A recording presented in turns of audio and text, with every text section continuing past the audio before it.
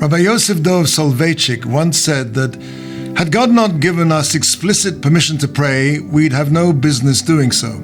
What arrogance would it be for us to approach God?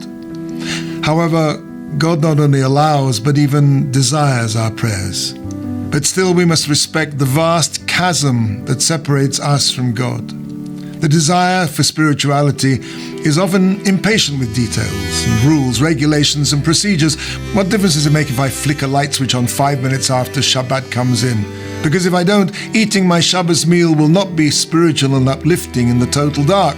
Isn't feeling the most important element of spirituality?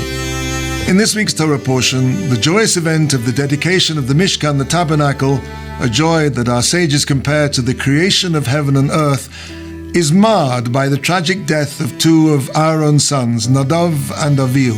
Nadav and Avihu were consumed by fire when, unbidden, they entered into the sanctuary to offer incense.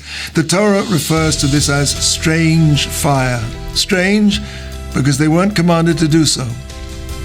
Rabbi Yehuda Levi in the Kuzari explains that the fire represents their passion.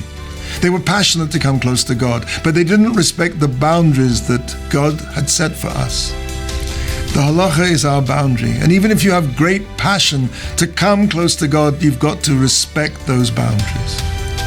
The tragedy of Nadav and Avihu reminds us that wonderful as fiery passion is, when not grounded in submission to the will of God, it represents the ego instead of the surrender of the ego. It cannot connect, and ultimately it will destroy. However, when the desire of the heart is focused through the lens of the law of the halacha, nothing is more desirable to God.